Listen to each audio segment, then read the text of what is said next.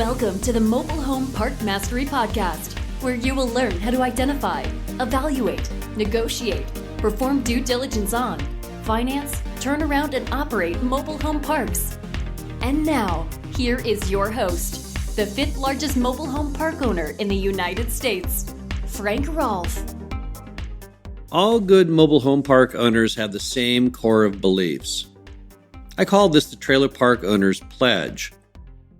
However, there's some items that are not in that pledge, and I thought it would be interesting to go over what we are supposed to do and separate that from those things which we are not required to do.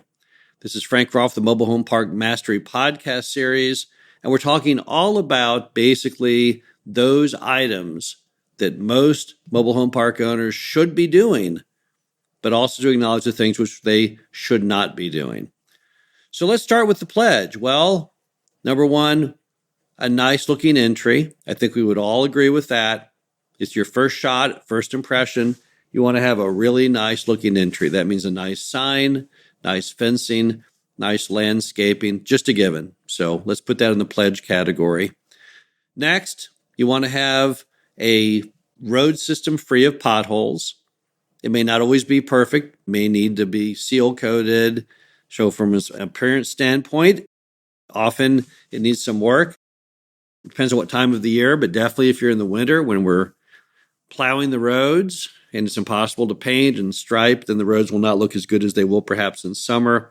But we always like to keep the roads at all months of the year free of potholes.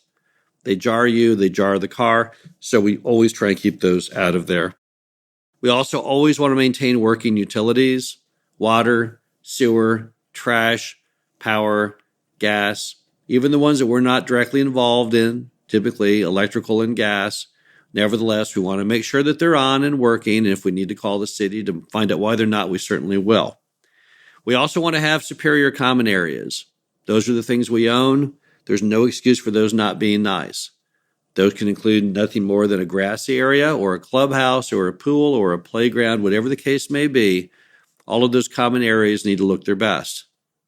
Also, we need to offer fair collections to the residents and fair rules enforcement. Basically, we need to do those things that can ensure their quality of life and their property value. And we do it to a far higher level than city government ever does. If you look at the rules in a mobile home park and the rules in the surrounding neighborhood, you'll see the mobile home park rules are much stricter. Things that cities allow, we don't. We don't allow dangerous breeds of dogs. Cities do. We don't allow grass over a certain height. Even though cities say they don't, they do. They don't get out there and mow it and do anything about it. Cities, in fact, are fairly lenient on many items that ruin the neighbor's quality of life, whether it be non-running cars, junk in yards. Looking to the city to help enforce those items to keep your property value up typically is not a good working concept. Also, we provide professional management. We want a manager who is fair, consistent, there on time, always there for the residents' needs. So those are our pledges. Those are the things that we and any smart owner needs to be doing on a daily basis. But what about the things we're not really supposed to do? What would those items be? Well, first off, mobile home park owners are not required to be a bank. Banking is not what we do. So if the rent is due on the 1st and someone can't pay the rent and they go to you and say, here's the deal, I can't pay the rent, but I'll try and pay a portion of this month's rent next month, and then another portion the next month, that's not our line of business. Now, there are banks out there. There are credit unions out there. Customers need to go to those, borrow from those, borrow from friends and family, use their own credit card, but don't try and make the park owner a bank because that's not part of their pledge. That's not the business model. That's not what park owners do. Another item is being a concierge. The manager of the mobile home park is there to collect rent, to enforce rules, to make sure that utilities are running smoothly and the road is free of harm and that the common areas are looking good. That's what a manager does. The manager is not there to do additional items just to be nice. Now, they can try and be nice when they can, but often residents will try and push that to extremes. They will call up and they'll try and have the manager get involved in things they should never be involved in. such things as opening the door for a repairman into their home. That's not what we do. Calling up the manager constantly, complaining of loud noises or perhaps ambient light that's keeping them awake at night. Again, that's not what the park manager does. It's not a cruise ship. It's not a hotel. There is no concierge service. So don't, as a park owner, feel the need to get involved in those situations, because that is not part of your pledge as an owner. We're also not a complaint department. There are some residents who delight in calling the manager daily and complaining about things, often which aren't even factually true, just because they like to either be the boss or punish the manager. Perhaps they have some kind of vendetta against them. Maybe they're just very sour, unhappy people. The manager does not have to put up with that. You need to back up the manager when those residents arise and start calling up, particularly if they start cussing at the manager. Your manager does not have to put up with that. In those few cases where that has happened in the past, we tell the resident, look, you're not happy living here. As a result, feel free to go anywhere you want, but you cannot continue to call up and harass the manager. And typically when you play those cards and let them know that you're fully open and ready for the idea of them leaving, they back down because they think that the veiled threat they might move is the only ammo they have over you or the manager. So the minute you let them know that you don't care, they're free to go. You can always replace them with another resident, even though it's going to cost you money and time to do it. You're more than happy to do that rather than lose your manager to being bullied. And that's simply, again, not part of your pledge. Also, you're not supposed to be a payday lender. And I'm talking not the situation where they can't pay the rent. I want to make you into a bank. I'm talking about when they want to actually borrow money from you. So it's even worse. So this is the tenant who can't even pay the rent and now calls the owner or the manager wanting to borrow several $100 or $1,000 for car repair, go on a trip, whatever the case may be. It's bad enough that someone doesn't pay you rent, but it's insanity if you start loaning money out of your pocket to residents.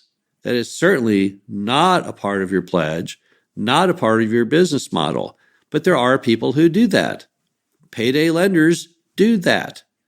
Credit card advances do that.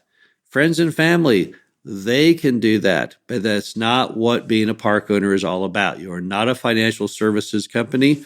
You don't even know legally how to even do that. Even if you are crazy enough to want to do that as a satellite business, there's a whole set of laws and decorum on lending money, and you know nothing of that. So more than likely, your adventure into lending would lead to complete unhappiness because you'd be found that you weren't even doing it properly. Finally, being a nonprofit is not part of our pledge. It's a very sore topic for most people in the media to accept, but mobile home parks are not nonprofits. I don't know why people think that we are nonprofits, except for some bizarre reason. They have this idea that anyone who deals with people who have lower incomes must be related to the government. It's not true. In the apartment industry, yes, it is. Most of the folks who deal in Section 8 apartments have some tie to the U.S. government because that's where the rent comes from through Section 8. But we're not those people. We don't have any nonprofit status. We are for-profit businesses. So what does that mean? Does that give you a license to gouge people and provide a bad quality if you're a for-profit business? No, it doesn't allow for that. But what it does allow for is the fact that you are a business. You're trying to bring in money and to maximize the revenue you bring in. You're also trying to be as efficient as you can with the expenses. It's more or less of a mindset. We've had people, when we send out notices of raising the rent, who call us up and say, hey, why'd you raise the rent? Why don't you go ahead and leave it alone or drop it? Even though the market rent might be $200 or $300 a month more. They can't seem to accept the fact that the very basics of capitalism is business, and they can't separate for-profit from nonprofit. I will also tell you, in those cases where the business is nonprofit, the groups that do situations where they buy out parks for the behalf of residents, so they become resident-owned communities. Even though it's a noble mission and an interesting concept, even in those cases, the rents still go up. No one talks about that. But the rents don't just stop.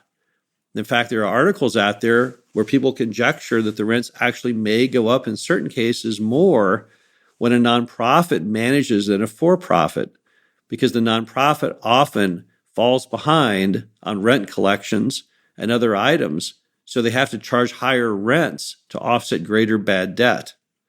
I know of one property that was taken private, owned by residents, and then the residents set about to try and sell it off because they couldn't manage it. They couldn't keep the rents as low as they had been with the for-profit management. So what does it all mean? It means that mobile home park owners do have a fundamental set of core beliefs that they must follow, that they should do, and I think we would all agree with that. But it also means there's another set of items that mobile home park owners shouldn't get involved in, aren't required to be involved in, and it's completely inappropriate to assume that they ever would or should be. This is Frank Rolfe, the Mobile Home Park Mastery podcast series. Hope you enjoyed this. Talk to you again soon. Thank you for listening to the Mobile Home Park Mastery podcast. Be sure to visit us at mhpmastery.com to subscribe to the show, read our show transcriptions, and access all of our great information on mobile home park investing.